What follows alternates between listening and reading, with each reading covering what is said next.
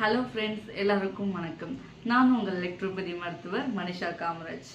So இன்றைக்கி நம்ம பார்க்க போகிற டாபிக் பார்த்திங்கன்னா, ரொம்ப நாளாக வீடியோ போட முடியல. சில சுச்சுவேஷன்ஸ்லாம் கொஞ்சம் ரஷ்அப் ஆனதுனால பண்ண முடியல. ஸோ அந்த சுச்சுவேஷன்ஸ் என்னன்னா, நம்ம பார்த்திங்கன்னா சுசி பாலி கிளினிக் அப்படின்னு சொல்லிட்டு ஒரு நேமில் ஸ்டார்ட் பண்ணியிருக்கோம். ஸோ கூடிய சீக்கிரத்தில் ஃபிசிக்கல் ஸ்டோர் வரப்போகுது. அதை பற்றியான அப்டேட்ஸ் நம்ம கொடுக்க போகிறோம். நெக்ஸ்ட் பார்த்திங்கன்னா, நம்ம சுசி பாலி கிளினிக்கும் அப்புறம் எலக்ட்ரோபதி மெடிசன்ஸை ப்ரொமோட் பண்ணுறதுக்காகவும் நம்ம நிறைய இடத்துல கேம்ப் போட்டுட்ருக்கோம். சக்ஸஸ்ஃபுல்லாக போயிட்டுருக்கு. பேஷண்ட்ஸ் கிட்ட நல்ல ரெஸ்பாண்ட் கிடச்சிட்ருக்கு. ஆக்சுவலாக எலக்ட்ரோபதி மெடிசன்ஸ் தெரியாத காரணத்தினால, நிறைய பேருக்கு அது எலக்ட்ரோபதினா என்னென்னு தெரியாத காரணத்தினால தான் எலக்ட்ரோபதி இன்னும் நிறைய பேருக்கு ரீச் ஆகவே தவிர, மற்றபடி எலக்ட்ரோபதி மெடிசன்ஸ் ஒர்க் ஆகலை அப்படின்னால இன்னும் ரீச் ஆகாமலாம் கிடையாது.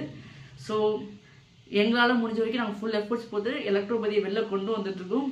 ஸோ மற்ற எலக்ட்ரோபதி டாக்டர்ஸ்க்கும் நாங்கள் என்ன சொல்லணும்னா, நிறைய எலக்ட்ரோபதி பற்றி நிறைய ரெஃபரன்ஸ் வெளில கொண்டு வந்து அவங்க சக்ஸஸ்ஃபுல் ஸ்டோரியை வெளில கொண்டு வந்து நம்ம எலக்ட்ரோபதியை மீண்டும் மீண்டும் வளர்ப்போம் அப்படின்னு சொல்கிறோம். சரி, ஓகே. இன்றைக்கி நம்ம என்ன பார்க்க போகிறோம்னா, எலக்ட்ரோபதி பற்றிலாம் நிறைய பார்த்தாச்சு.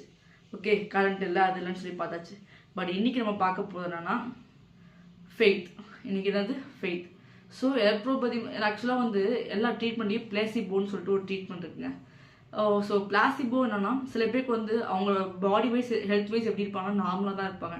ஆனால் அவங்க சைக்காலஜி வைஸ் என்ன இருப்பாங்கன்னா வில் பி லோ. அதாவது இல்லை எனக்கு ஏதோ ப்ராப்ளம் இருக்குது, சம்திங் நான் அஃபெக்ட் ஆகிட்டேன் அப்படின்னு அந்த ப்ராப்ளம் இருந்துகிட்டே இருக்கும். அது காரணம் என்னன்னா மென்டல் ப்ரெஷர், ஸ்ட்ரெஸ், டிப்ரெஷன் இதனால தான் இருக்கும். அப்புறம் ஆன்சைட்டினால. ஸோ அந்த மாதிரி விஷயத்தில் நம்ம 4 பேர்கிட்ட பேசும்போது பழகும்போது நல்ல விஷயங்களை